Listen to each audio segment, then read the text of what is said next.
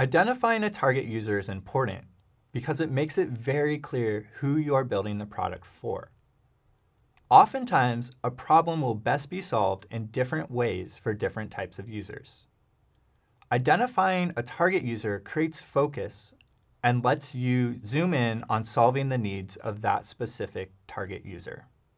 Remember, if you were building and designing a calculator for a student in grade school, it would look very different than if you were building a calculator for a scientist.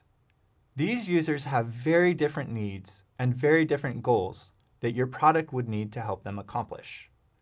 Additionally, they also have different purchasing power. You want to keep your target user in mind when you're building a product because it will help you to answer a lot of questions about what your product is and what it should do. Your target user is who you are building your product for.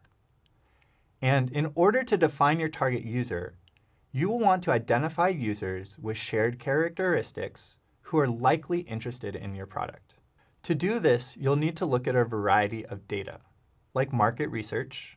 You also can perform interviews or conduct surveys and run focus groups. If you already have customers, you can look at existing customer data. And there's lots more. Once you have this data, you'll want to look at user characteristics for trends in the following types of things. Demographics. For example, how old is your user? And where do they live? Motivations. What gets them excited? Goals. What are they trying to accomplish? And frustrations. Where are they running into current problems and challenges? Once you've identified trends across these characteristics for your users, you can create user personas to represent them.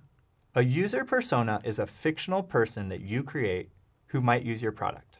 As you're developing the product, you'll refer back to your personas in order to stress test and challenge some of your ideas. For example, does this decision solve Sam's frustration? And would Sam be able to afford this product? Let's walk through some of the elements that make up a persona. You'll want to start by creating a name for your persona. Personally, I like to use alliteration and have the last name describe an attribute of the user, like Sam Student, or another example would be Dan Driver. It's a nice touch to include a photo or illustration of what this user might look like, as well as a quote with a key insight about this user. In this case, the quote I'm using is, "I miss going on my daily morning run." Keep in mind that it can be really powerful to incorporate real quotes from users that you've talked to during user research. You'll also want to include a description of that user.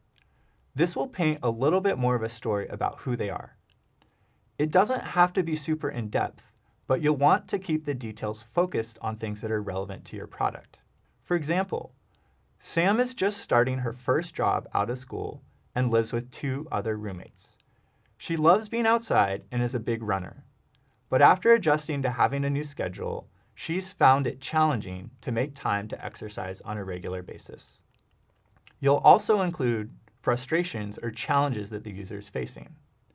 In this case, Sam's new schedule makes prioritizing exercise difficult, and she also feels intimidated to get back into going into the gym. Then, you'll also want to outline the goals that the user has, which your product should also help them achieve. In this example, Sam's goals are to exercise more consistently and to be able to complete an upcoming marathon. Lastly, you'll want to include a few things that motivate the user. These can be helpful things to consider when designing your product.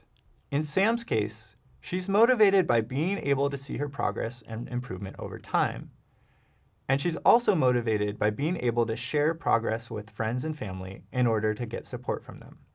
That's a quick intro to target users and how to create user personas. Now you should give it a try.